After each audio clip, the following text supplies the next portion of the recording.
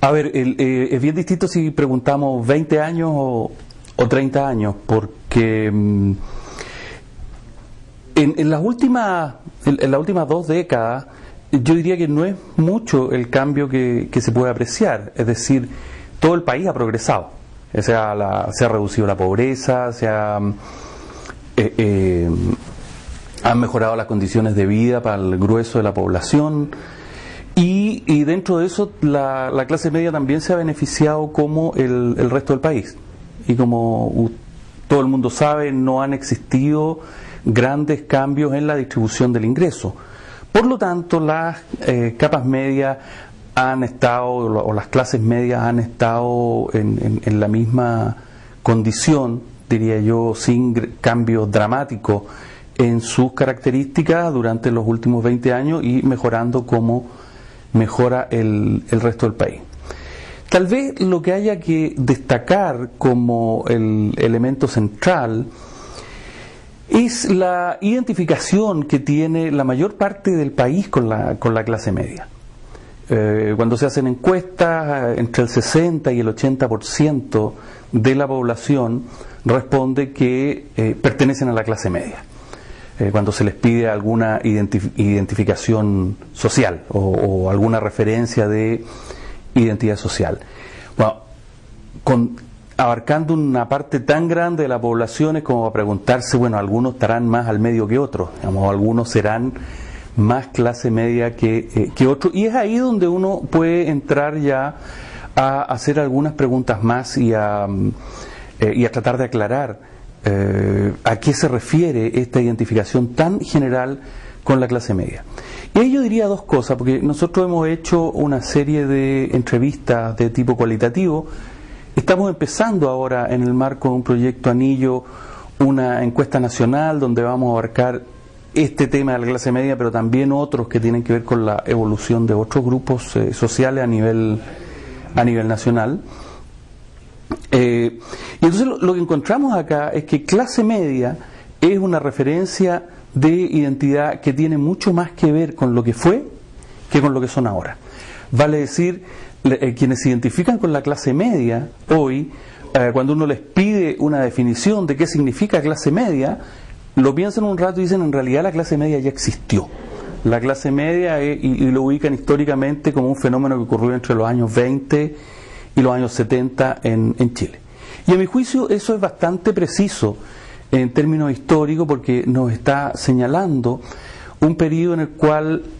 pertenecer a la clase media era casi idéntico con el ser empleado, y fundamentalmente con el ser empleado público. La condición de empleado público fue por mucho tiempo la característica principal de la clase media y lo que permitía identificarla como clase. Vale decir, tenían una posición ocupacional común que estaba asociada con ciertos valores de integración, como representantes de un proyecto de justicia social y de mejores condiciones de vida, que fue en gran medida mitológico, o sea, porque la clase media nunca llegó a ser tan extendida durante ese periodo en Chile, o sea, a lo más alcanzaba un 30% de la población, pero como tal tenía un atractivo muy grande, y que era era tanto el atractivo que empezaron a sumar los empleados particulares, e incluso ya en los años 60 muchas huelgas obreras, una de las demandas que tenían era pasar de la planta de obrero a la planta de empleado, vale decir, pasar a formar parte de la clase media. Esto termina por 2 razones a finales de los años 70.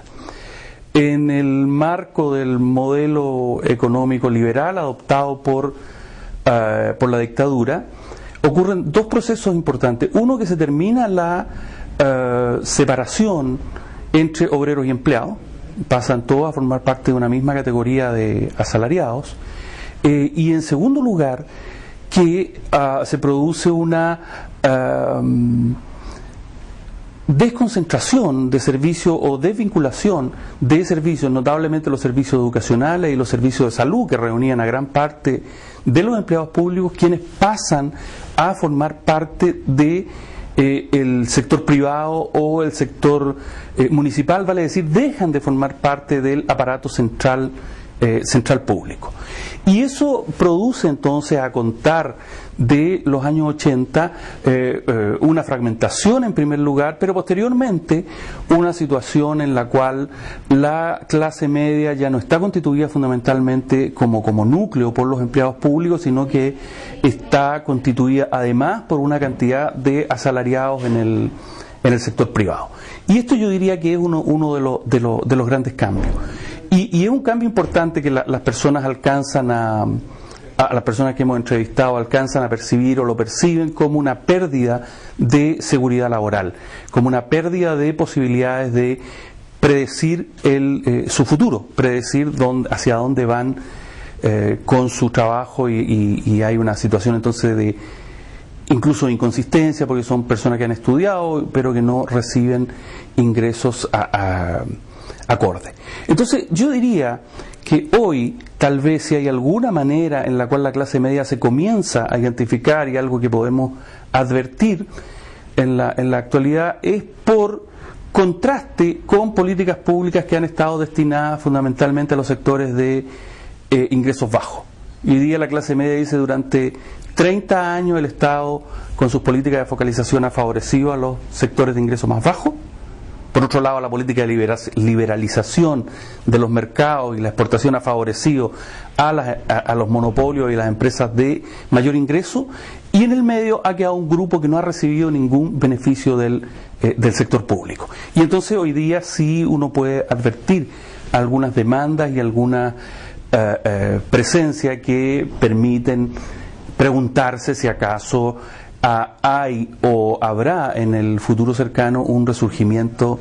de la clase media. Pero, como les decía, hasta el momento lo que predomina es más bien una situación, una descripción de una situación histórica que se ve como ideal, contra una situación presente que es solamente el contraste con ese ideal.